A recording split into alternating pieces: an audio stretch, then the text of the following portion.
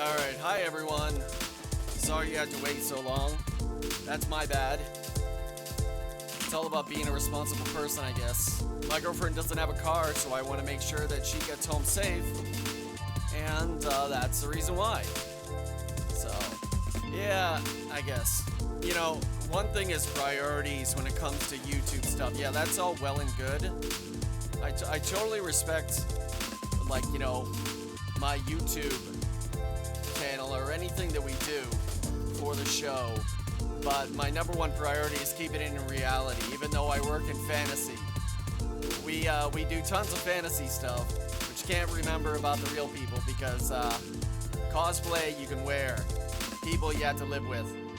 You can't marry cosplay. I know that a lot of people have tried, but apparently you can marry bridges, and in Japan you can marry video games and sex dolls. So, before the song runs out, let us introduce what we're going to be talking about. Tonight is the Cosplay Melee season recap.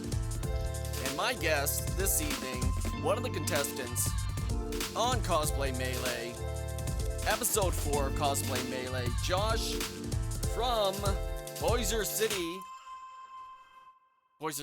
Louisiana. Kind of like New Orleans kind of area. Is that correct to say?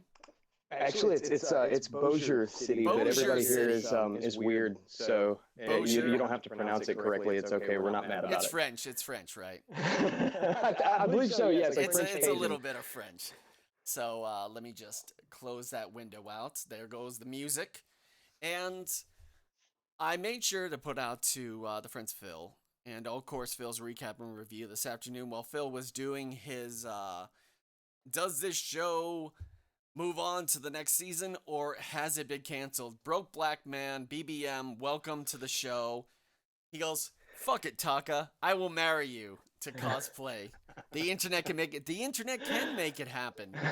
And as I said before, Josh is 24, correct? Are you almost 25? I'm 25 now, actually. Anubis, calm down. That's my baby. I'm 25 now, actually, and I turned 25 March 26th, so not too much farther from actually filming the show itself.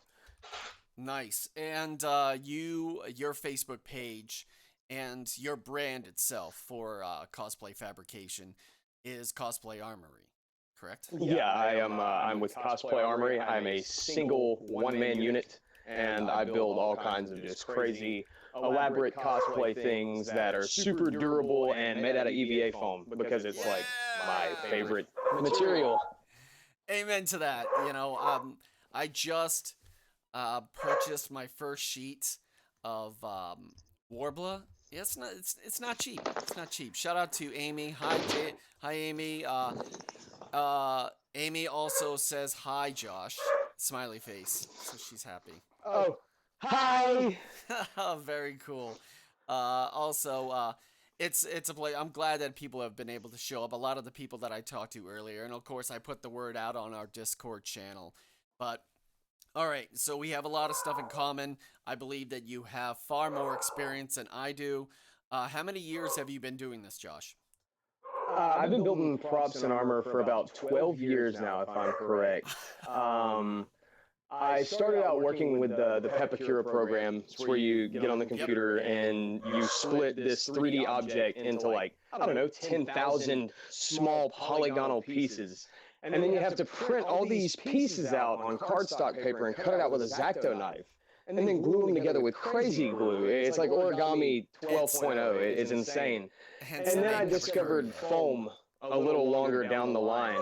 And that made things so much easier. Tell me about the density, the ability to move with it. It's not going to fall apart in your paper because I actually have Pepakura and I've tried to experiment with it. But in my opinion, it's a little too annoying. If you have a basic printer, it's really hard for it to get the cardstock to feed through. And it's so time consuming. You don't know if you're doing it right half the time. And it's like you have to use the right glue. And it's like I was using Barge and it was just getting all messy and stuff. BBM says 12 years is a commitment. So, and I remember on the show, you says, how many hours a day do you work on cosplay? That is a real thing. I am, in fact, in my workroom anywhere from between 16 to 18 hours a day, and I take probably a quick 12-minute lunch break to eat whatever I can grab out of the kitchen, unless it's I'm really really hungry and I want to cook myself like a three-course meal. But overall, yeah, I am in here anywhere from between 16 to 18 hours a day, and I just build things. I have a huge storage unit full of all kinds of armor and weapons and props and stuff that I can just go and grab boxes of stuff out of, and go to cons and set up a booth really quick. So you I actually have a built booth. So probably, I don't know, I would say somewhere around probably 500 creations, anything from between like small pistols to full suits. I've built so much stuff, but what is the fast here? It's a two-part question. What is your sure. favorite cosplay creation that you love to do, and how fast can you do it? Oh man, just a single item. What is my favorite type of item to Yeah, make? like what's something that for fun or for practice, or if somebody needs it, like you can bang it out, like boom, A weapon. a It doesn't weapon. matter what kind of weapon it is. A sword, a gun, whatever. I can pop weapons out so fast. I love guns. I really really like firearms and really obnoxiously sized weapons that clearly say I'm compensating for something. I just finished school, and I think that this last semester was the last time because I had my own workstation and no one sat in it. It was just like I always sat in it for almost 2 years, but we had access to a huge printer, huge laserjet printer. It was just beautiful, and we Oh. printed out 11 by 17 and just free. So for the duration of the last semester, I was periodically printing out stuff as much without anybody seeing it. So I took the Destiny knife, which is about this thing. I enlarged it, so it's like it. I would have to say the blade itself is longer than the entire knife, and then be able to replicate that, and then like maybe as many pieces as possible, like 11 by 14 or whatever. Being able to go to Hobby Lobby, get some stuff, and make a huge, like over exaggerated, like Jason from the Freddy versus Jason movie type of knife. So When you were giving commentary on my episode, you were talking about some sword that you had, and if I'm correct, you were trying to find a way to put it on your back, right? Did you ever figure yes, that out? yes, yeah. I found a way. I'm actually gonna make a here. Let me bring that. So, one true David. David, how's it going? Thank you very much for showing up. And BBM says, he goes, laugh out loud. You must love guns. Yeah. Well, the thing is, guns are a whole lot easier. Let me just show you a stencil I did in foam for the one of the guns from Destiny, and also show you the sword that I took a Ninja Turtle sword and then turned it into like a regular kind of like easy trans like so. Oh, that's repurposing. That's so smart. Repurposing is like A1 whenever it comes to being a prop designer or a cosplayer. So if you can take something and make it something else for less than what you would have spent buying it, you're And it's winning. good practice because you're able to learn a whole lot of different things. All right. I don't know if you want to poke your head into the live feed. I don't know. Oh, it's kind of hard because the way we're working, but you'll be able to see this later. But Oh yeah. it's the Leonardo sword, and I was able to take my DeWalt sander and be able to have like maybe I don't know, maybe I think maybe like 400 or maybe 250 grade sandpaper and be able to sand off the Ninja Turtle kind of like I took off the hilt as well, but I took off all the UPC stuff and Ninja Turtles little designs, any Ninja Turtle things on the hilt, being able to grind it down and then repaint it with like mixes of gray and silver, and I organized and cut up the hilt and cut it down the middle so I could put it back on the knife, but being able to make an interesting design out of it, like a red. And then I wrapped around. I found like a shoelace, kind of like a green shoelace style, and I just did that with barge, and I wrapped it around systematically, nice and good. So I actually have a good material, kind of like a shoelace kind of feel, like cloth handle to it right there. I So mean, the shoelace, that's what caught me by surprise. The shoelace is a fantastic idea for a sword wrap. I've never even thought of that. right there. I So use like really thick nylon threading and webbing. And I mean, it can look nice, it can, but it can also be really really bulky. The shoelace caught my attention because it's so nice and flat and conformed, and it's got a little elasticity to it. So that's a Exactly. really good idea. And you can just slowly, even just a basic like Elmer's rubber cement, and just do it like layer and then just slowly, and you can get a good tight, like, wrapping it around and cinching it up, and then waiting for it, and then continuing, and it takes a while, but it's okay. The other one was the you see, we have sword, and then we have this, so we'll be able to turn, like, EVA foam into the full area. I know that you have your particular saw, so you're able to cut out like a very defined, circles or any places for the actual trigger itself. So, I would love to do the last word gun from Destiny, which would be pretty interesting. But I want to stick with like bigger, over exaggerated guns. Um, BBM asks in the chat room, he says, "How are guns easier than building any other weapon?" Okay, let me take these headphones out real quick, and I'll show you just how easy guns can get. Okay. For all of you guys out there in chat room, Okay, this is primarily so going to let's be a use good this talk. one for an example here. Okay, so this gun is actually extremely fast to make, just the basis of the gun itself, because it was taken from, well, it was built out of a crutch.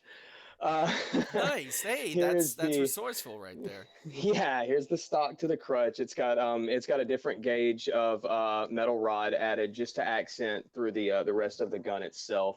There's a piece of metal rod here that connects to the back of the crutch, and then it goes through the body, and then you have the front of the crutch here with the extending piece. There was already a piece here that looked similar to a sight guard, so I made that, and I just added other stuff like PVC pipe for a flash hider.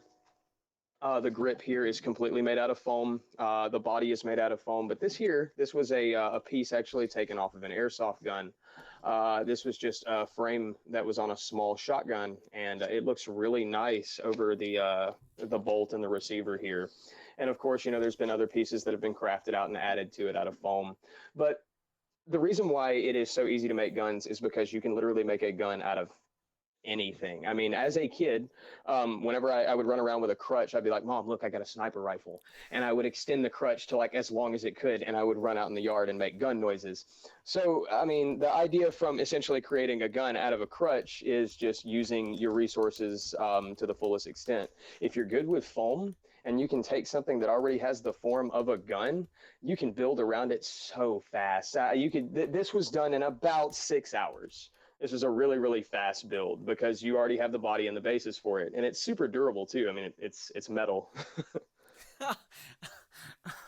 um, uh, well, I agree with you, and I find that unbelievably awesome. I think that we both learned something from each other, because as far as the shoelace thing, and I learned that you can repurpose a lot of stuff that are not that's interesting. That blew my mind. I was like, wow, that is actually that's a crutch, and you can actually, but you can also add certain things outside. It's almost like a katamari. You got a crutch, and you got some EVA, and you got some airsoft stuff, and you got some PVC, and you bring it all in together to make a very impressive looking sniper rifle. Inside the chat room, BBM says I like swords. Amy says I like swords too. So I just call them a bunch of Game of Thrones nerds, because primarily they're a big fan of the because we're one big happy family when it comes to Game of Thrones. That's the reason why we're called the House FOP, or House of Phil, Prince of Phil. I think that we got bongos as our crest itself right there.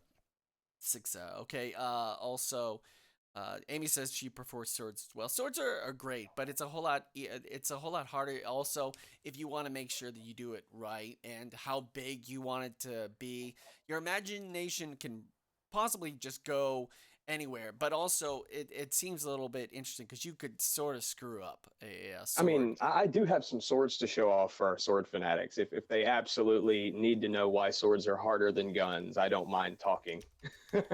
The okay, more than just Game of Thrones, they say. Okay, we can touch back on that later. I just want to be able Sure. to. Okay, the main reason also being able to talk to. I know that you guys have seen, or Josh, you have seen the way that like and seeing a couple of shows that I'm fascinated by, and I love to see people's different methods of being able to construct that. And I'm like, oh, EVA is in the house, or Warbler, and I try to take the small a bit of information because I'm pretty sure that if we held up a basketball and you drew a circle around it, it's like that's how much I know, and you make a dot on the basketball, it's like that's how much you know. But I was like, oh hey, that's EVA foam, and I love that. And they use these tools to heat it up. And Warbler, that's how they make like certain breastplates and everything to get it. It's a whole lot easier. But in turn, getting a sheet of Warbler about 11 by 14, $40. So Yeah, that's my yeah. forays. I'm working on the Aquaman Trident from Justice League for a commission, and I wanted to make sure that I had nice solid prongs on it. And I built a PVC skeleton and then a musculature, as George Takei would say, out of EVA, like straight ones with sharp edge, so I can just lay certain pieces of Warbler on it and then heat it up and then form it around there, just so it would be a whole lot easier. Because it's somebody's paying me to do this, so I want to make sure that I look as good as possible because my reputation, I would have to say, would be on the line. There's no shortchanging, and of course me being only like I think that I started my background. You're 12 years. I started last summer, so June. Wow. Okay. I mean, you've come along really, really well. Like, I Yay! watched as many recaps as I could on any episodes that you had commentated on just to see exactly what you did, relating to prop design. I mean, if you started that soon, wow, you've actually come a really long way in such a fast amount of time. I wish I would have had the liberty of doing that. But no, I was creating trash up until I don't know, year 6.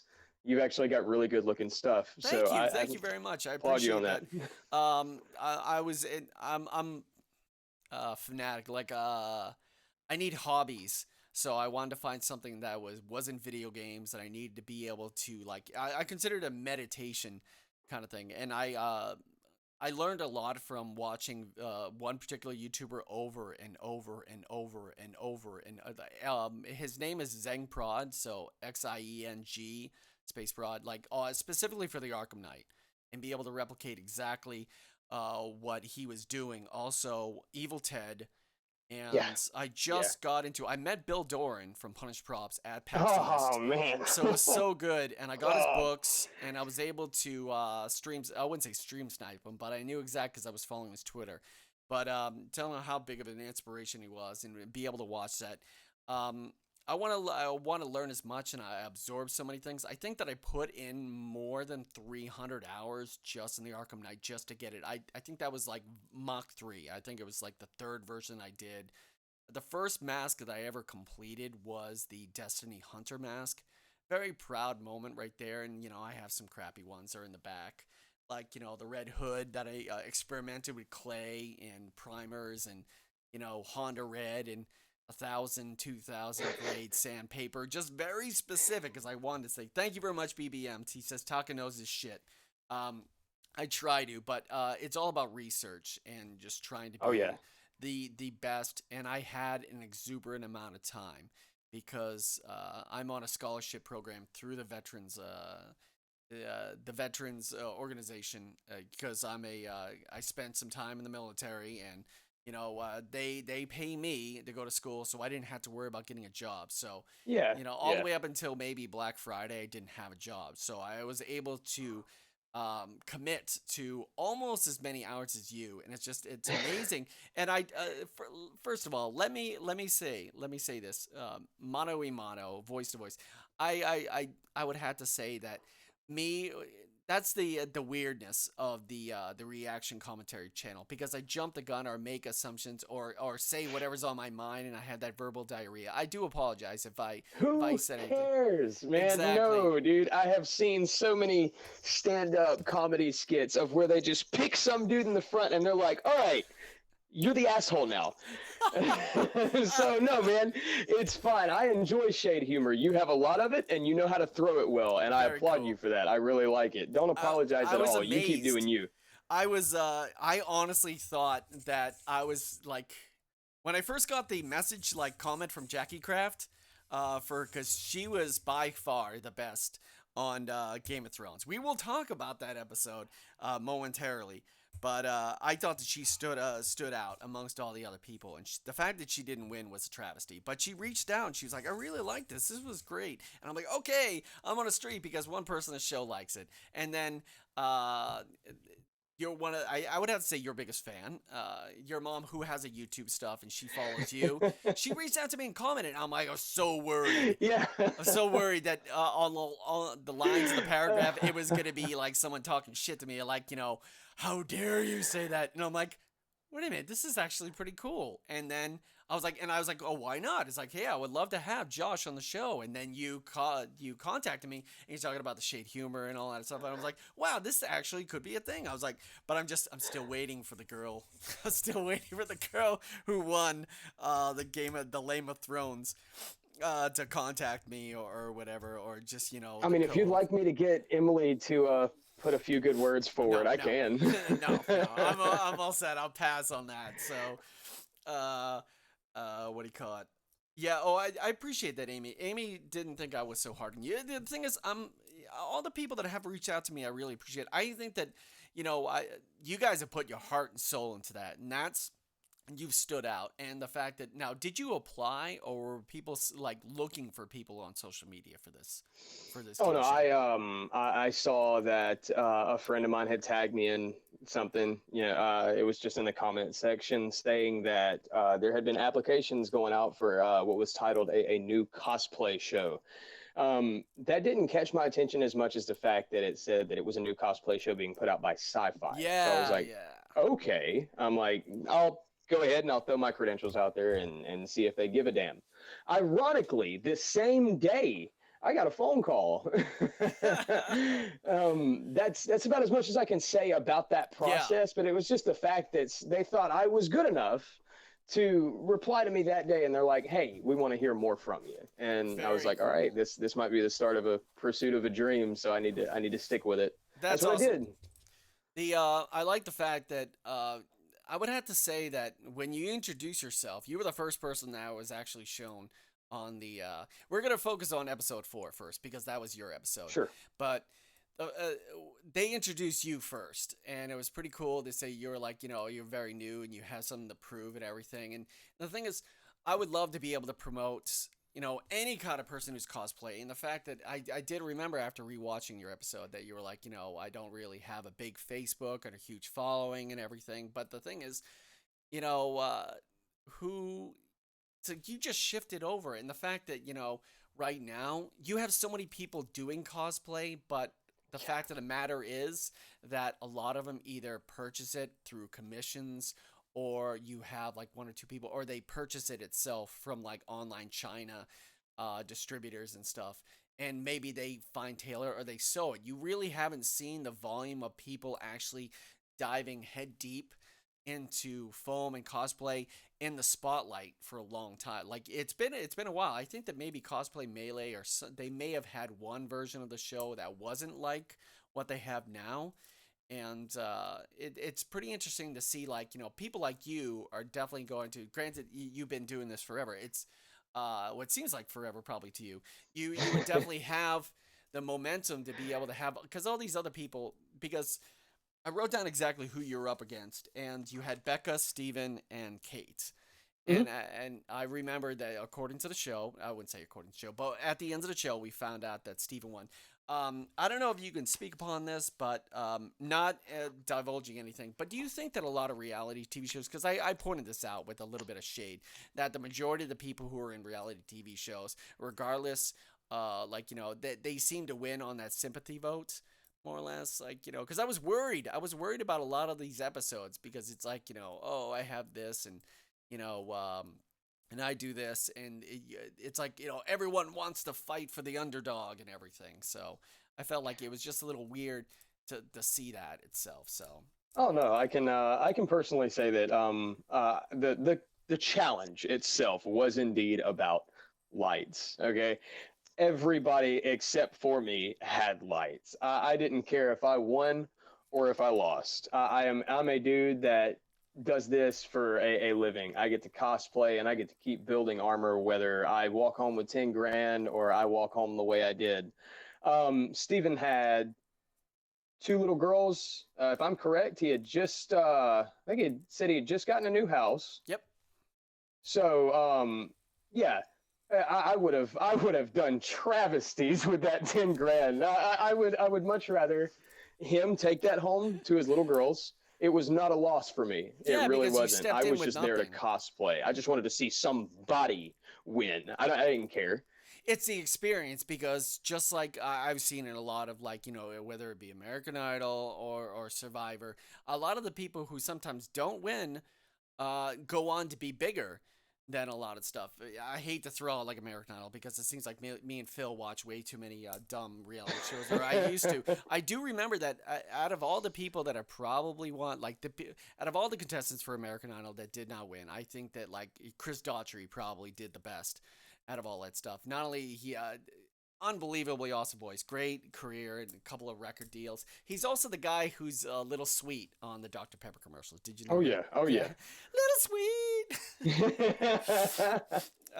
Amy says, just to jump to the chat, she says, she's like, I don't think, oh yeah, she said something about, that's what I already talked to. He goes, plus we were only judging what we saw on the show, not previous work or current. That is a very, very great, that's a fantastic comment because we're looking at it at face value and coming into it fresh, and we're learning about you, but we're learning about you so small, like we're learning a small thing and a small bio, then we're seeing you work. But the thing is, it's a whole lot, it's easier to replicate like Iron Man, but then to come up with a completely original idea, and being able to create something that will be better than the next person had that.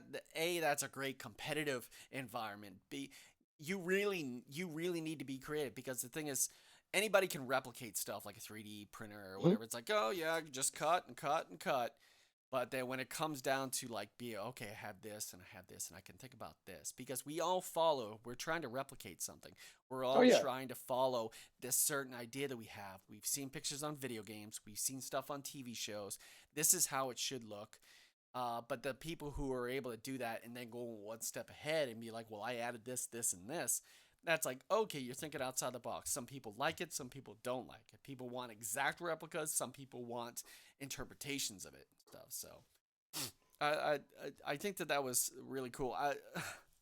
This was pretty funny. Okay, I'm just trying to think as far as going back to that. Uh, I was like, I was blown away because a lot of people go for extravagant, or they just like a lot of the I've seen it on those chef shows, I've seen it on Face Off, where people go and they go for broke. They go for broke and they just Yeah. want to go, Yeah. just like in the Street Fighter game. They just want to go and they're like, "Oh, I extravagant go do this." And then they sometimes realize maybe they're really good at making cosplay, but it's in long form. Like it takes longer than Oh somebody yeah. else, and that Oh yeah. brings it back to the speed that we were talking about. I think before we went live, where it's like you get good and you start learning your craft and you progress onto there, so you become faster and faster and faster.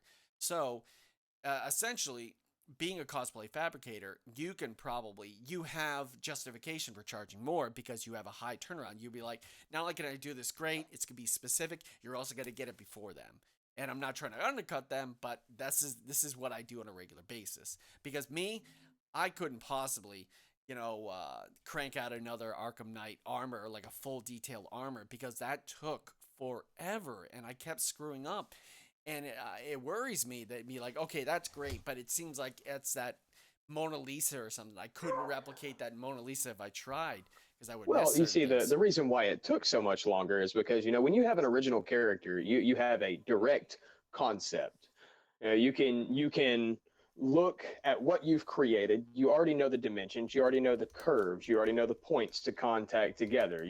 As where something that has already been created, you have to go off of instructions now. You have to look at this and you have to make it look exactly like this. Whereas an original character, if you make something and you want it to look like that, it looks like that. That's it now.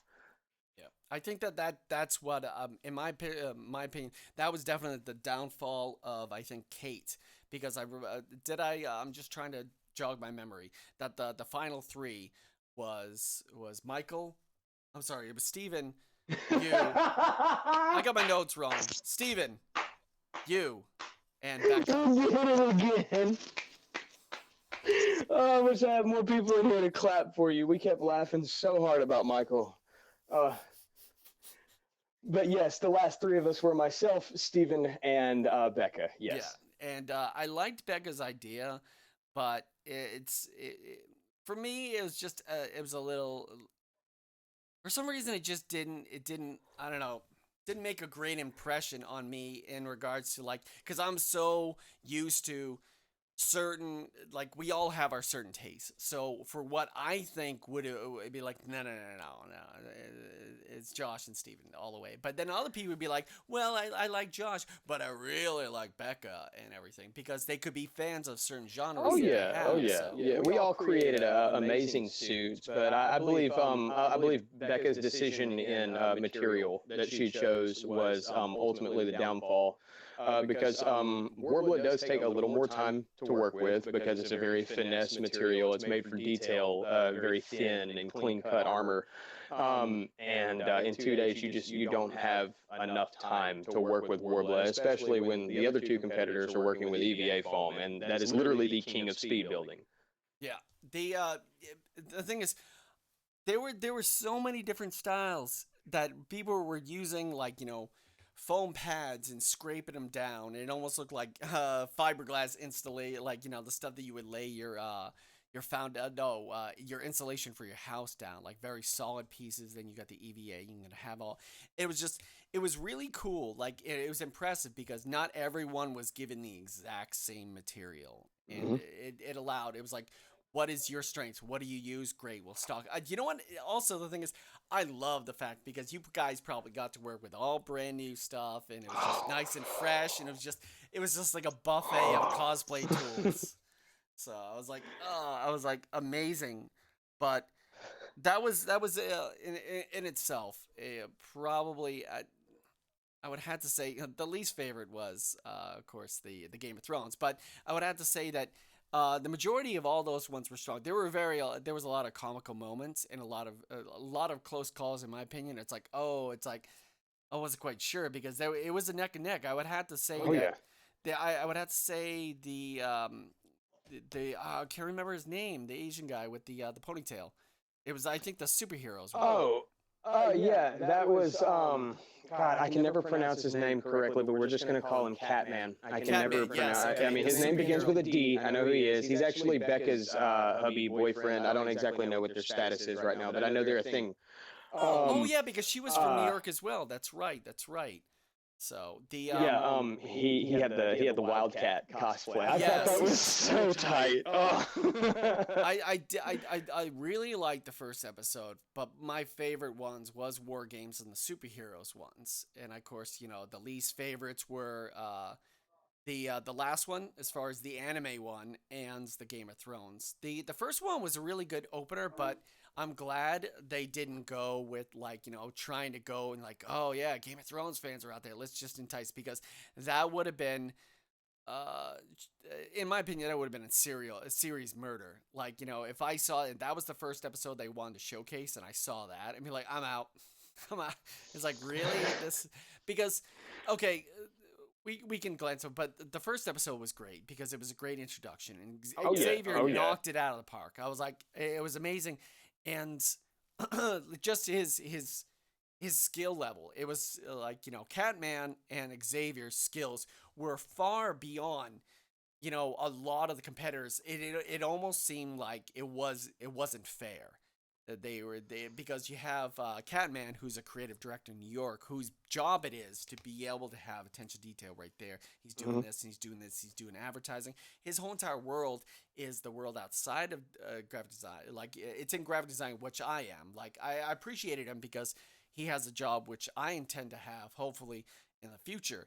But also Xavier's I don't know. It's like, do you know how long he's been doing this for? Did you get to meet him? I don't know exactly how long Charles has been building cosplay, but I do know that his passion for it is just as driven as mine, and that's really all it takes. You just have to want to get out of bed every day and go pick some foam up. Yes. Or go pick a Dremel up. That's really all it takes. Once I step in into my workroom, and the nice blast of cold air hits me, and it's in the morning and wakes me up, I'm like, okay, we can go ahead, we can get a cup of coffee or some orange juice or something, get some breakfast, come in here, and we can start work. It's really just the passion and the drive that really keeps you going. And if you continue to have a passion and drive for cosplay, your stuff will gradually look better every new creation, I promise. That's something I've definitely seen. And out of all the things that I've done for hobbies, whether it be live streaming, I think live streaming has always been that one where I've always enjoyed it. But there were certain times where it's just like I just didn't feel like doing it. I don't know, maybe it distracted. But out of all the things, cosplay has always been there. And ever since I started last June, it's been almost, it will be almost a year. Be a year in June. Yeah. But it was something I Cool. learned, and I wanted to learn, and I wanted to get better. And we had the facilities, we had the availability to just go out in the shed and work on it. And I just would zone Yeah. out. And it was just such a zen thing, cutting stuff and just listening. I think there's a Twitch live streaming called Jesse Cox, him and Wow Krendor, and they do a thing called Cox and Krendor in the morning. It's like a fake morning show. It's like a half an hour long. And they have 3 years worth of shows. I listened to every one of them to the course of creations. It's just like come in and just press play. And I think I probably listened to, I don't know. I can't remember. I lost count. I think I listened to every YouTube video. Yeah. It was just because along with that, like the weird thing about me is I can't sleep in silence. So I listen to podcasts while sleeping, like when I go to bed. So it's almost like, it distracts me. It takes I'm not thinking about anything except for just cutting things. So I actually go to sleep listening to Tested. The same guys that work with Yes. Adam Savage, Yes. and they've worked with Bill Duran. They've worked with Evil Ted as well. I just go to sleep watching videos on how to build new stuff and different ways to build things. What do you think I'm about like so stuck on Adam Savage's one day builds. It's ridiculous. what did you think about the sniper build that he did with the Nerf gun, the fully functional? That the Nerf gun? Oh my god! I have to order a long strike and make one. That was just absolutely ridiculous looking. I really wanted to see exactly how many feet per second it fired after he put the upgrade kit in, because I couldn't see the round coming out of the chamber. I couldn't see it exiting the gun itself because it was moving so fast. Well, I was able to actually get my hands on that gun. So I'm going to be able to, and that's the thing that I want to try this summer, along with finishing the stuff. So I'm going to be modding Nerf guns. That's my new, along with cosplay, that's my new project for the summer, is being able to learn how to. And I've watched some really great creators. Like when I get fascinated by one, I think Adam Savage's video about the sniper rifle got me really interested. And then I found people like Lord Draconical, who has the largest Nerf collection. Yeah. Yes. I've seen and that that's dude's guaranteed. channel. Yes, it's so, and he's so good at it. And I just watch it. Yeah. Okay, that's how you do it. But being able to just sand this down and be able to spray paint it, be able to detail it and put everything together, maybe create a muzzle flare. Because the thing is, I'm looking at this gun right now, and I noticed that the certain areas right here, I'm pointing to the muzzle right here. It definitely reminded me of your sniper rifle, because I've seen these details as well, and I'm like, wow, this does look really good. So this kind of looks like a smaller version of your hat, but I have this fully functioning. I have so far, I have an obsession right now. I have 2 handguns. I got the Hammer Strike that I'm gonna mod. I'm gonna see if I can mod as many as possible before the fall, and be able to do that, because it's fun. We are makers, regardless of how many years. We want to make things. We want to create things. We want to turn something that just looks like a flat piece of foam. We want to create something that's amazing. So here's what we should do then. I want to do a Nerf mod. You want to do a Nerf mod. I'm always in the workroom, okay? Go ahead, email me, set me a time and a date, and I will go out and I will buy this one that has like this curved magazine, and it's like fully automatic. I want to make some variation of an AK-74U type build off of a Nerf gun. So if you want to, we can stream together and we can build these guns side by side.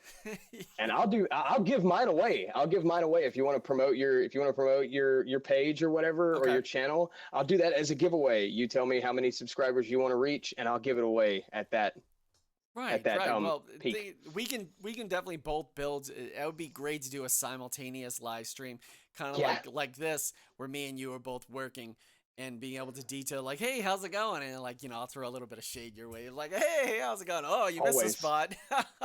That's No, so you need to good. tell me to put more LEDs in. That's really what you need to tell me to do. You know I am. You know I am. Um, the BBM says mom didn't allow me to get a Nerf gun because she knew that I would only use it on my enemies. She was right. Oh yeah, I'm not gonna repeat what you said, BBM, in regards to building foam guns. So it's like I'm all set with that. This, even though I like to throw shade and I'm not gonna censor myself. I used to when I first started doing the vlogs, but then I was like, fuck it. It's like I can't pretend something I'm not. And if it goes along with my Mm-mm. mood at that current moment, then I'm just not going to do it. Or just tell myself I'm not going to do it. But it's like for me to try to be okay, I'm Taka, but right now I'm going to try to be good mythical morning. It's not going to happen. It's not going to happen. I got to be me and I got to focus on certain things. But yeah, you know what'd be crazy? Being able to, let's see if we can find the exact same gun and then work on it and see which one. We can have our own Well, cosplay melee. yeah, you just have the long strike. If you want, I can go ahead and go out and get a long strike, and then we can go from there. Because I mean, I wouldn't mind building another sniper rifle. That'd be kind of cool. Right there. I have the Retaliator Elite, but I can get the Long Strike. I know where to get the Oh, Long okay. Strike. You have the Retaliator. Yeah, I have the Okay. Retaliator. I can get the Long Strike. I saw it on Amazon. I can pick it up. It's relatively inexpensive. I know that it's also out of commission. They don't sell anymore, so there's only certain places that you can find it. So it Well, is. let's make it fun then. Let's randomize all the guns and spin a wheel or something, and then we both Yes. build off of the one it lands on. Yes, yes, I'm totally down with it. Yes, yes, 1,000 times yes. A random guy or Flash says my Nerf guns got thrown away by my dad, but I wanted to play Russian roulette with my friends. What is wrong with you? That's probably why they were thrown away. You took a Maverick, and you're like, okay, there's one round in here. You go first. You know, come on now. Who hasn't owned a Nerf gun and not done that? Like, I mean, we have. used to get like piles of them and make the neighborhood kids like chase each other throughout the yards with them. It was so fun to watch. Just have at it. Just have at it. Yeah, we just put a red cape on them or a blue cape on them. We'd be like, okay, you're with the Reds. Go kill the Blues. And just send some random kid into the fray with whatever weapon we decided to give him. Oh my god, that's amazing. Oh man, me and you, Josh, we're gonna be good friends. Of course, I love making friends. Yeah. All right. I would have to say that it's like all right. Let's talk about the elephant in the room. All right. The Game of Thrones, as I called it, the Game of Thrones one. Okay. The one shining light that I would have to say is Jackie Kraft and her White Walker. But there was one. I'm sorry. I know that this was an edit, and it's like I'm pretty sure I'm hoping that people saw it, and if they saw it, they probably they probably would have. There was a reason. Okay, there's certain people, and then you knock off. Let's say the random person. I don't even remember who she was, but I do know that it was two women and one man that was at the end, and for some reason when they spun the wheel to get their house. One particular person got the Dothraki spin, and then when they came back from the break or something, and they came in and they're working on stuff, she didn't have the Dothraki family. She had like a different class. I'm trying to remember. It's like I remember somebody landing on Dothraki and then putting it back. Didn't somebody put something back? I don't quite remember that episode all too well because I've only seen the series like twice. I need to rewatch it, but I do not think I saw her put it back because they had it. All right, everyone go back to your thing. And it was just like, then you see, I keep making jokes about when it goes to commercial break because it's almost like they took the template, like an After Effects template of the Suicide Squad and just put Cosplay Melee. Hey, man, as far as I'm concerned, we own that first. No, I don't know who Suicide Squad is. Nope. But that's Oscar winning. That's Oscar winning. But I do remember she did not do that. And I'm like, this is weird. Wait a minute. I was like, didn't she have Dothraki? I was like, interesting, but okay. Well, whatever. Dothraki had theirs, but it was like, okay, let's talk about this. House Baratheon. House Baratheon was this annoyed me to no end because the girl who did House Baratheon won. Okay, so everyone else, it's like Jackie Kraft does the White Walker, but she does it great, and she does like a male White Walker. She got the beard, she got everything, and she told me via tweets that she couldn't put in the contacts because she just had LASIK. So it's understandable how like you're not able to like work with certain things. So you don't want to jeopardize your sight for like a Oh yeah. contest itself. But then, okay, great. It's somewhat canon. I'll go for it. Hey, Chris Moon, welcome to the show. Um, okay, and then she chose House Baratheon. I'm gonna do a deer. I'm gonna do an anthropomorphic deer, and I'm I like, mean, the choice for a dryad was a good take. It was a step in a different direction. I personally did like the dryad a whole lot. yeah, Now the White Walker, it was the White Walker had a lot of really cool implements in my opinion. It had snow, it had ice. yep, It had she played the character really well. She's a very powerful woman. I really like how she went out there and strut her stuff. It was the same with Emily. Emily is a good friend of mine, and I liked all their outfits. I really did. Emily, just the fact that she was able to make a chain out of foam for her flail was really yeah, cool. yes, I yes. really liked that implement. I would have to say she won the weapon. Did she win the weapon contest? Hmm. Yeah. Okay. Yeah, No, she I won the first totally. challenge and she won the main challenge. Yeah, so I definitely say that that was the coolest weapon itself. Little impractical, but it was definitely very anime-esque, very huge, and I can definitely appreciate that. Um, but the reason why we, I would have to say that that was probably the episode where we had the biggest shade. We just had an eclipse thrown around, is because we come from a community that we're obsessed over. I would have to say obsessed is a slightly is an understatement in regards to Game of Thrones because Phil Phil's along with Walking Dead, the two most popular shows for Phil's recap and review is The Walking Dead and Game of Thrones. And we've been following Game of Thrones and the fact that we have built up this theory like Dorne's got the best weed and all that all that. So we have all these different we, this is we have Joe and his and he's married to a crow, Katie Crow, and it used to be a talking crow, and then it went to a talking wolf, and it was just we so get invested in it, and then we see that and be like, I think that the majority of the audience,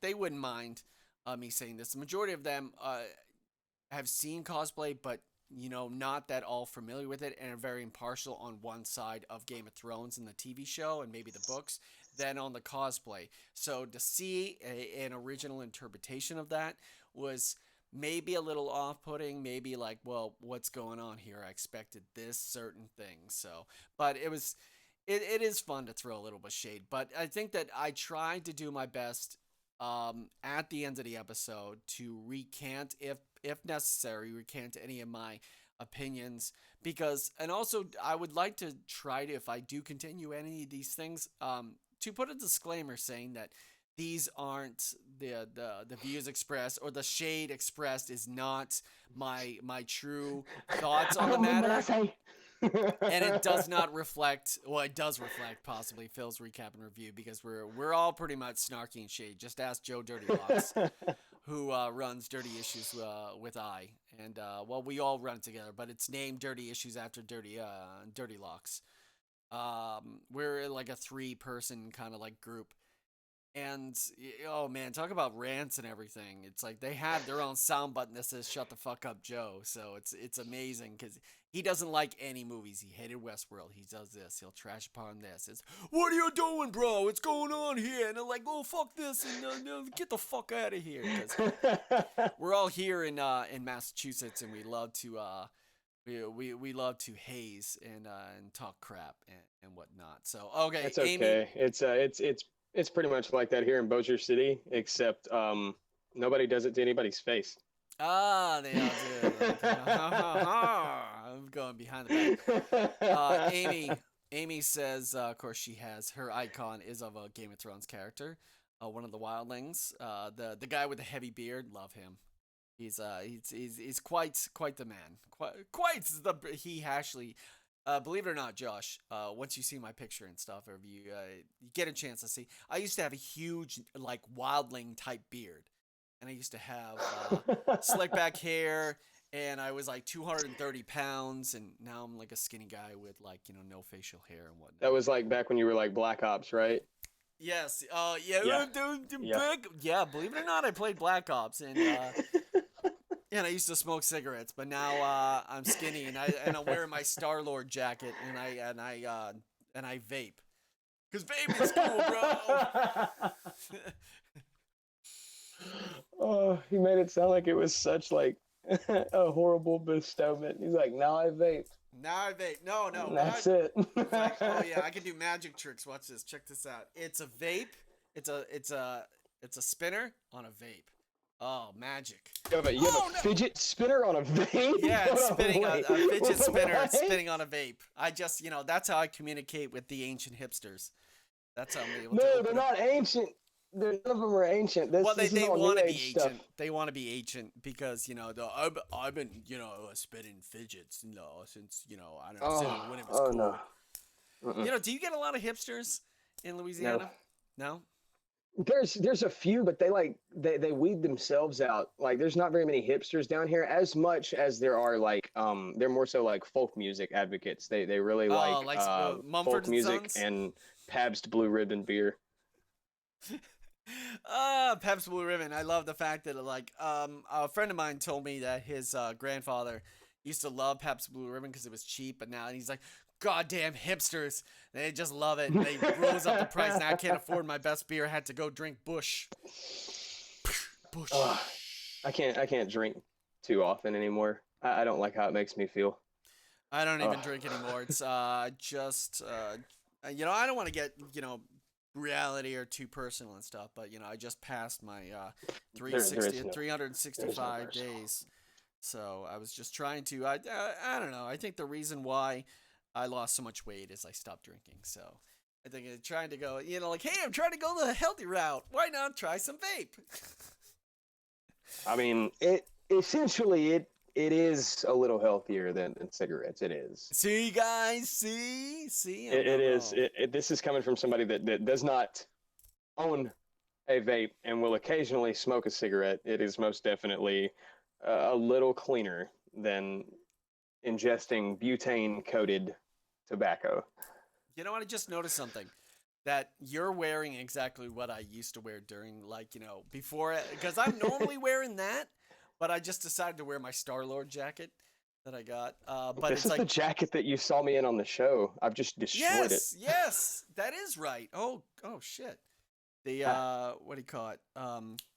You're very welcome, Amy. Thank you very much.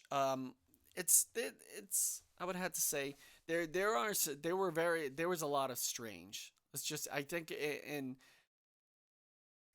that not to finish out the live stream, I think that just try to talk about it in general. God, I'm stuttering now. I've definitely been able to enjoy talking about the cosplay itself in general with you and and also talking about, I wanted to recap all the seasons and I want to take notes, but I'm not Phil. Phil and Joe are very professional when it comes to recap shows. I tried recording a bunch of recap shows by myself, and they were horrible. I was just like, and this happened, and then Legion found out that he touched the girl and he kissed. It was so bad. So I just randomly started doing commentary reactions because I could not stay up until 11 o'clock to do a live recap of Into the Badlands. So I decided to do it during the show, and progressively it's like, oh, okay, people are actually checking it out. I'm actually starting to get views. So it's like, did that. And then I was really looking forward to Cosplay Melee. I'm like, hey, why don't I just do Cosplay Melee? And I just started doing that. And I found that I'm better at throwing shade and talking during the show than he's got the thumbs up.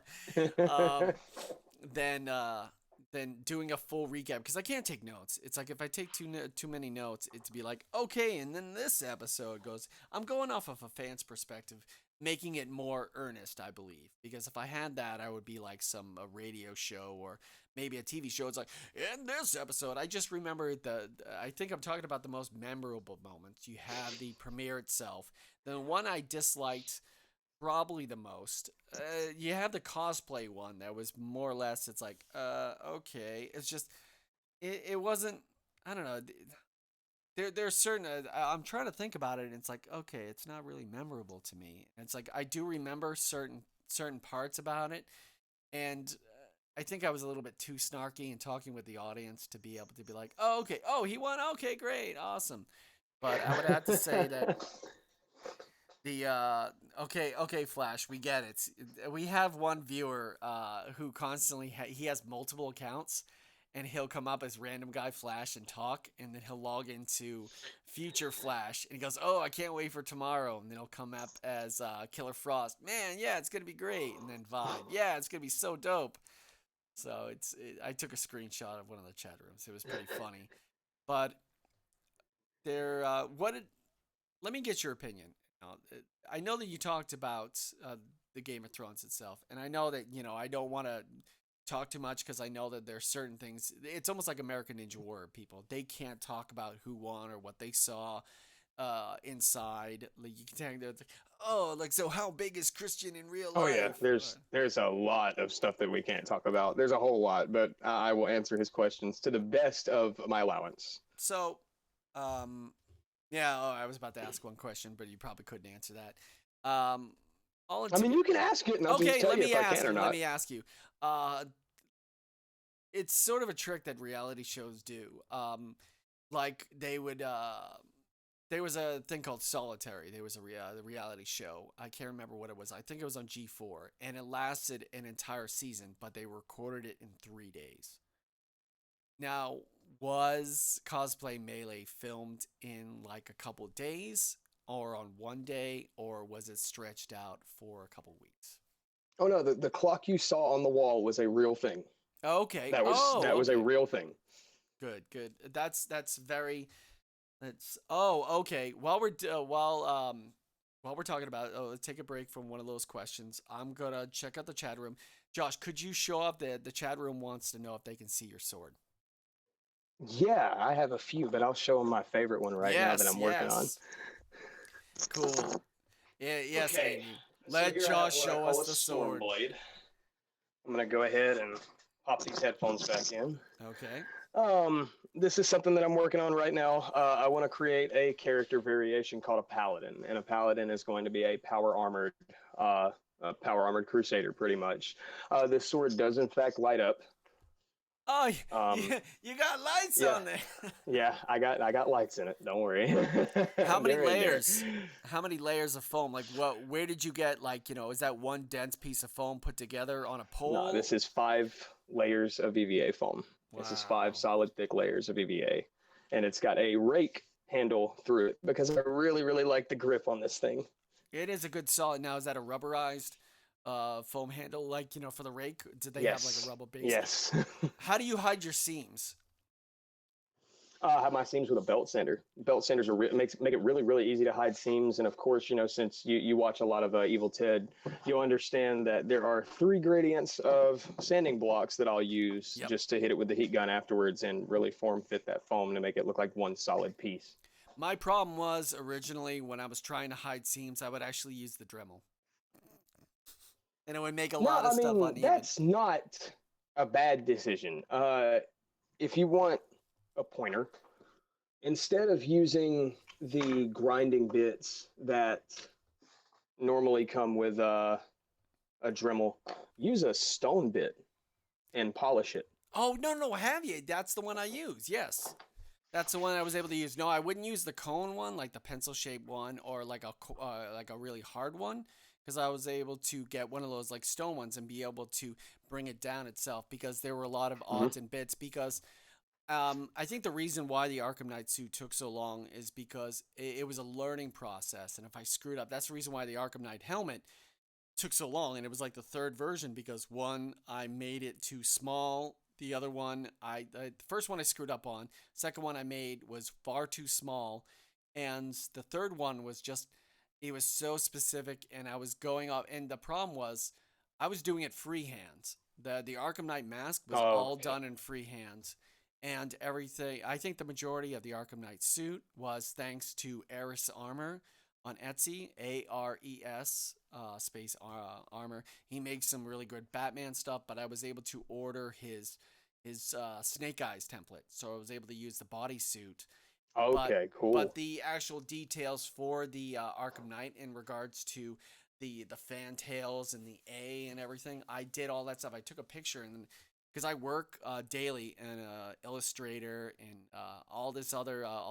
the entire Adobe Creative Suite, so I found a way to be able to take the picture, lower the opacity, lock it, and then put a new layer, and then start tracing it out with the pen tool, and then get rid of the layer, and I have one there, and then I could take advantage of the large 11 by 17 printout that I could get at school. So I was able to do that, cut that out, then put that on like a good cardstock, and then work from there. So it was pretty interesting. I mean, that's a pretty precise way to do it. I mean, I'd say you're doing it the correct way.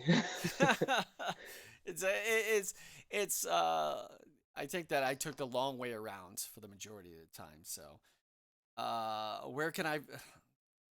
This is not a pop socket podcast or show. Random Guy Flash, go to Hot Topic. You can get pop sockets there. But they say, "Oh, kill For a like frog." $85 for like four. Yeah, exactly. Yeah, just send us money, PayPal us money, and we'll send you something that looks like a pop socket. Speaking of that, I work like I don't I work a job to be social. Well, I've had a part-time job. I don't know, while I've been going to school just to be social. I met my girlfriend through that job, but it was really weird because we're next to a Hot Topic, and they sell pop sockets. I don't know. This is a boring story, but it has a very funny ending. They sell pop sockets. We don't. And these two teenage girls come in and they say, "Do you sell pop sockets?" And I have no idea what they are. I'm like, "What are they?" And they're like, they're like this," and put it on the phone. I'm like, "No, hold on, let me check." And all of a sudden the phone rings, and I pick up the phone. I go, "Hi, blah blah blah," and they're like, "We just had a couple girls come in here and steal pop sockets. Let us know if you see them." I'm like, "They're right." I'm like, "They're right in front of me. What should I do?" It's like, all right, All we'll just jobs. send somebody over there. It's pretty, it was a, it was Oh like, man. are you being held hostage? No. It's like, cough once Blinking, for he's got yes. help me on his eyelids. Help me. He's like, I don't know what to do. The guy had help me on his eyelids. He looked all right though. He was blinking a whole lot. One of our loyal listeners, viewers, friends, Amy, she says, looking through Josh's Cosplay Armor Facebook, such cool stuff. So you already got a fan. Yeah. Um, before we, recap, it's what was the one other question that I had? Oh, this is probably okay. I'll ask this, but you can say no comment. Were there any mess ups that happened in the studio that the studio said, or like the producer said, let's just let them do it over again and we'll film it. Well, we'll just film it again. Oh no, no. As we were building, it was one smooth take. Like what the cameras caught were what they had to edit with. I think that's the As most as we were building, that's yeah. You have one straight shot. good. Good. That's props to Cosplay Melee because the thing is, it's pretty cool. I learned more about it and I appreciate the show more and more because the one cool thing is when the show first started, I was like, okay, they're pitted against each other, so I guess these are the only people for the entire season, and they knock off one. All of a sudden, they were like, oh, we'll announce the winner at the end. I'm like, huh? And then I after the first season, after the first episode, I'm like, oh, I see what's going on. It was pretty interesting that they had right there because they had bring in four and they tell them to do a small thing, and if their small thing can't go, they eliminate one person and then they move it on. So it's less like Face Off and more like Hell's Kitchen, not Hell's Kitchen, Top Chef, or one of those kitchen. It's like Project Runway, if you want to be specific. The what do you call it? It's very very much like that. There's Alton Brown in one of his shows that he has where they had to take recipes and they do it and they only have one episode and only one gets the prize at the end.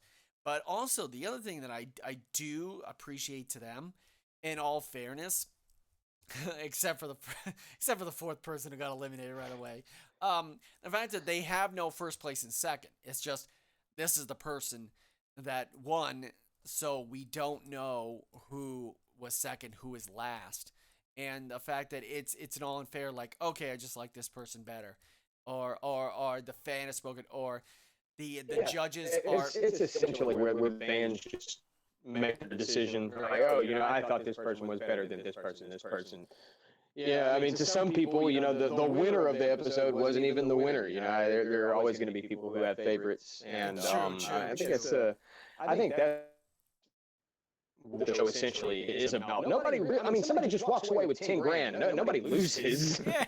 Yes, it's like you come in, you don't have to pay an entrance fee, you don't have to hurt yourself physically, or unless you screw up and you burn yourself. But there's no American Ninja Warrior style. I'm gonna hurt myself really bad, because my friends are a testament. Like my friend Vince has been on the show twice for American Ninja Warrior. They went to the Ohio tryouts, and somebody that I guess my ex-girlfriend's cousin, I guess whatever, like her somebody that she's related to is going to be on the show this year, because he's cool. He's I remember, gosh, he has cystic fibrosis, and he lives in Maine, and he used to always come down for like treatments and stuff. And it's so weird to see the person 4 years ago who had a tough time eating and everything. He's going to be on the show, and he's physically fit. Not only is he that, he's one of the coaches at my friend's gym. That's awesome. That's wow, great. You've gone a long way, man. I'm really proud of you. Yeah. So it's like that's insane when you think about it, but it's an interesting thing, and you could say it's a challenge, and it's great promotion right there. And also, I can't guarantee you the world. I can't promise you the moon, Mary, as they say in It's a Wonderful Life. But I can definitely do my part to be able to help promote your channel and bring you into the fold, and maybe we can do a couple more shows, especially the challenge that we like to do, maybe like coordinated through summer, and be able to find the best time to meet up and do a live stream on here and stuff, where we're both. I am totally up for whatever you got up your sleeve, man. I'm always in the workroom, and I'm always building stuff. I always have time, except for when I'm actually at cons, and then then I'm walking around, and then you got to catch me for pictures if you want to talk to me. Nice. I got front of the line treatment. Okay, I was just gonna say, it's like I know the guy. I know. But anyway, yeah, bad jokes. I'm telling you, it's hit and miss. But all right, are you going to any particular cons soon, upcoming? Yeah. I believe the first day is June 7th. And it goes on till the 11th. I'll be going to A-Kon in, if I'm correct, it's Fort Worth, because they moved the location. They moved the location and changed the date. But yeah, I'll be going to A-Kon next in Fort Worth, Texas. And then I'll hit up every other neighboring con after that in Texas, like A-Fest. I've already hit up Anime Matsuri. It was the best con I've ever been to, hands down. Where is none that? of you have been. That was in Houston, if I'm correct. Yeah. And it was beautiful. Oh, it was the best con I've ever been to. I've been to a lot of cons, and I can safely say that I had the most fun at Anime Matsuri this year. Hey, have you ever been to Dragon Con? No, I hopefully, just kind of praying that, I don't know, an invite will slide into my my email and be like, hey, we want you to go to Dragon Con. So yeah, it'd be cool. It'd be real nice. Because I've always, I hate to bring that up, because it almost seems like it's like when people talk about conventions, like video game conventions, you go to PAX East, or like, it seems like, because I guess they have that reputation of being one of the biggest ones where it's spread upon multiple hotels, and there's like the best of the best cosplayers around there, and it's like, well, what about WonderCon? What about the stuff they have in LA? Everybody slings that term. I can't count how many times I've heard, this is the best here, or the best there, or we have this guest, they are the best of the best movies. I'm just coming to cosplay, man. Now there, for the majority, they're all in Texas. I heard you name off a bunch of stuff in Texas, like from here to here. Do you That's just travel? what's near me. Okay. That's just a drive away. That's why they're so popular with me. Oh, okay, okay. Because you have those, and I have mine where it's like, because last year I was able to go a lot of like locally. I can go to Anime Boston, PAX East, Boston Comic Con, and then 4 hours away, 4 or 5 hours away is New York Comic Con. And I would have to say the biggest, probably. I think that if you were to pit New York Comic Con against San Diego Comic Con, as a fan, I would definitely say that New York Comic Con is far greater than San Diego Comic Con, because San Diego Comic Con is turned into a let's just talk about everything media and feature movies, and they have stuff that doesn't even have anything to do with comic books. That they'll promote the Gilmore Girls or whatever sometimes. But I guess I've only been to San Diego Comic Con once, but New York Comic Con I've been the last couple years, and it's so much fun. And I did Deadpool Naruto one year. I did Oh, cool.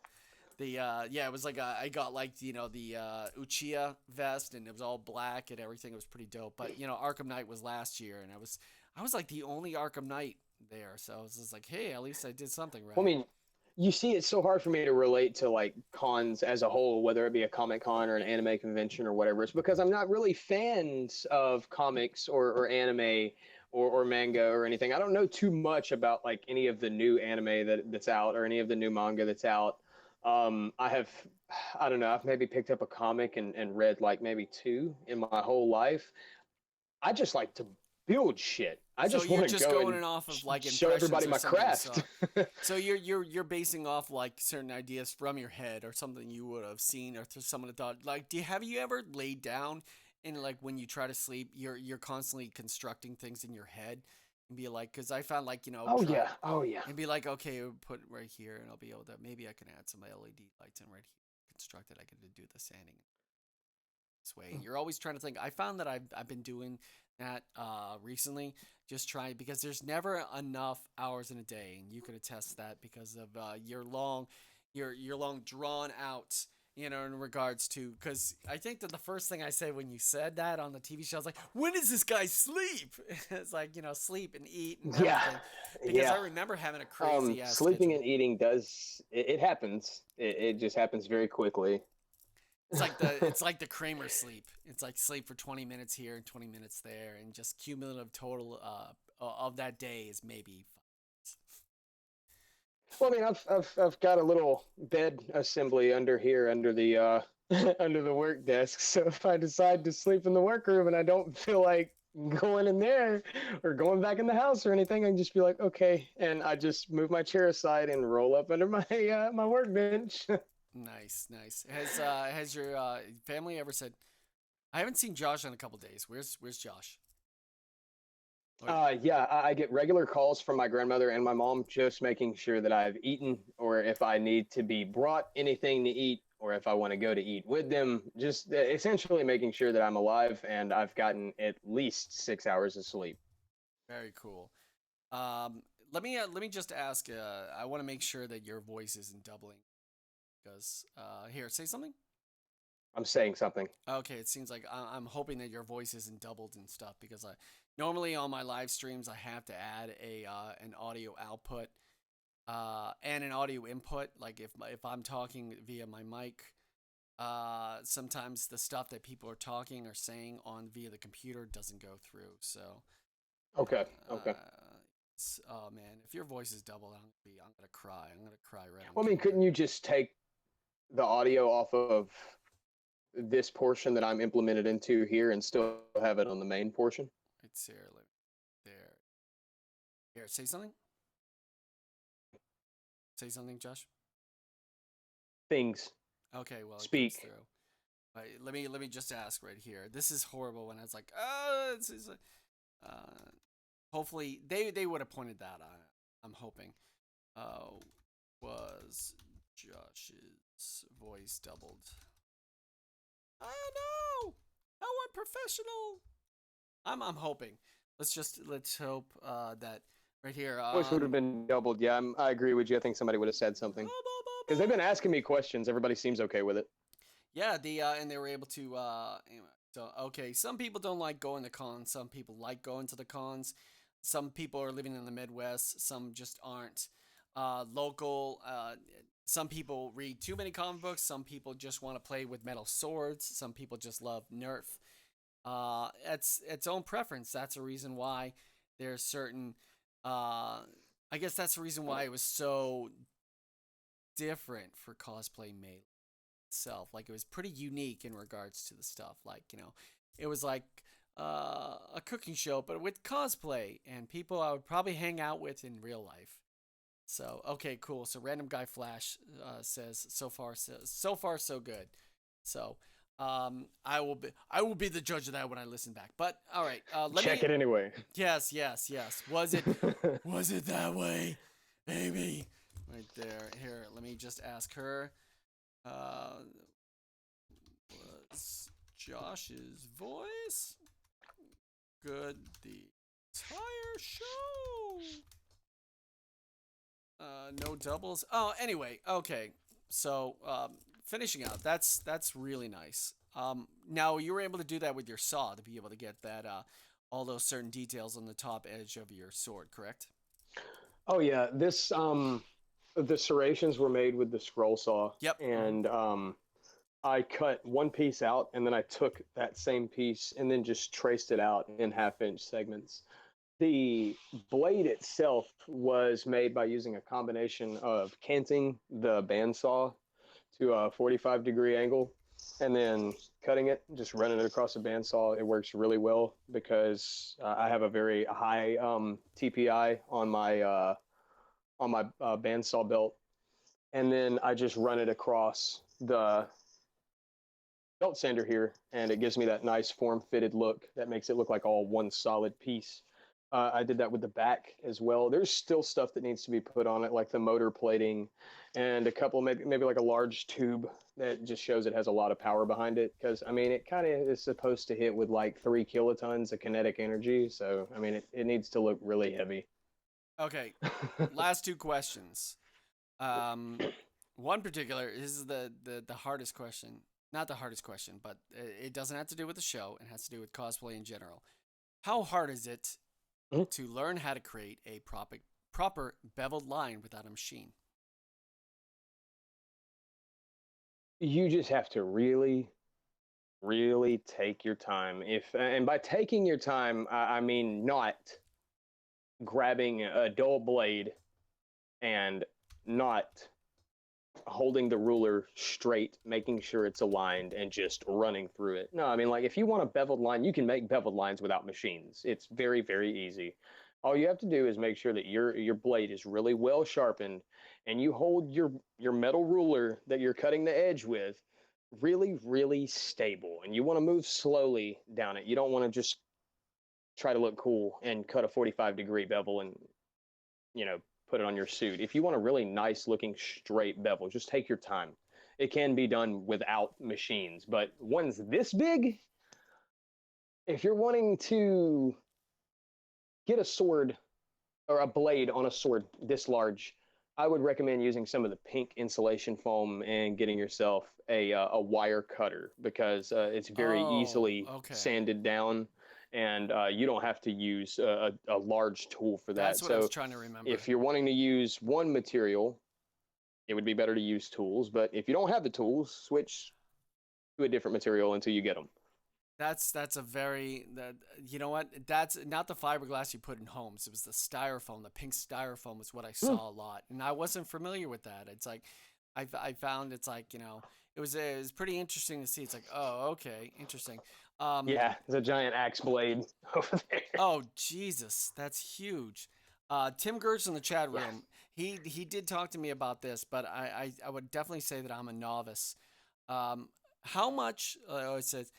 Uh, like if somebody approached you and said, "I want to see if you can make me a Batman costume, like a really good-looking Batman costume that you could wear, like that he could wear at con and get noticed." What do you think? That's another thing because when you're first starting out on cosplay, it's very hard A to get commissions, B get the money right. Like make sure that you give them a proper cost Mm, without going over or under. Especially under is the most important thing. Like if somebody approached you, I mm. need a Batman costume It has to look like the Arkham Knight video game one, or like the Ben Affleck one, sort of whatever, like a cool looking Batman costume that's black. How much would it cost? Mhm. Like straight out, they don't give you any details. Batman costume, how much will it cost? Well, I normally look at, let's just say a suit of armor, for example. A suit of armor is normally consisted of 16 pieces, ranging from the weapon, the suit itself, and any add-ons that are on it. Let's say I get a commission on a 16-piece suit. I have an hourly rate that I go by, and it's very, very fast for me to push out certain pieces of armor. So I'll just choose a segment from that armor, like let's say the bracers or the gauntlets, and I'll push those out in a day. And that's anywhere from between an 8 hour to a 12-hour workday for me. Um, Depending on how long I'm going to take on each piece, I'll then allocate how many hours is going to be with each piece. I'll add that up, and then I'll multiply it by how much I'm paid per hour, and then I'll give them a quote. Interesting. Okay. So, professionally speaking, if somebody, okay, we can transition to the end of the show and we can talk specifically about you and Cosplay Armory. If someone like, do you do commissions, correct? Yes. Yes. Okay. Now, if somebody wanted to get a hold of you to reach you and try to explain what they want or try to set up a commission, how would they do that? There are three different methods with that. There's my direct contact number. I'm not going to give that out on stream, Yep. but there is my direct contact number. Those are on business cards. You also have my email, which is jackknife.productions@yahoo.com. That's jackknife with one K. And you also have my Facebook. There are two variations to that. There's my direct Facebook, which is Joshua Monroe. And there's, if you go off that profile, you can find that I'm the owner of Cosplay Armory, which is my cosplay and commission profile. Um, yeah, aside from that, there's four ways to contact me, and I'm always on Facebook. So, message. Nice. So Josh Monroe, Mm-hmm. Munroe. Monroe. Yeah. Yep. Okay. Cool. All right. I want to make sure that I had that spelled out there in the chat room itself. So Sure. I think that probably the best for anybody who's watching here, whether live or on demand, here on Dirty Issues, that reach out to him via Facebook. Make sure to go check out Cosplay Armory. Make sure to give him a like so you can follow all of Josh's stuff and you can be able to hopefully follow what we're doing and be able to promote, like the synergy of promoting stuff, or and just hopefully we're going to get into some considerable fun and being able to see what we got, or have, like, we meet every like, along with showing each other, we can professionally show, hey, I got this and I got this, and we'll have the what do you call it, chat room, see what they like and everything. But other than your Facebook page and Josh Monroe, do you have Twitter? I do have a Twitter. I have a Twitter at Mr. Monroe Cosplay. Okay. That's all one word. I don't believe they let me put a period after Mr. Yes, yes. So normally people do the underscore. Amy says thanks to Josh. Looking forward to seeing more of your stuff and hopefully on another stream. More importantly, more of your stuff. I think that a lot of the stuff that I've seen on the show and also on the Facebook page itself is just fantastic. And this is gonna Thank be a you. lot. It's gonna be great. Also, your YouTube page. Also, what is the name of your YouTube page? I just want you to tell everyone out there in the chat room. So, I do have a YouTube page. yes, You yes, can you do. find me at Cosplay Armory on YouTube. I have one video. I don't have any videos up anymore because I went through a breakup like 7 months ago and she got the Oh, computer. So, oh, no, okay. it's cool. I'll be setting So we can myself just up real focus on soon. Twitter. We can focus on Twitter. We can focus on the Facebook.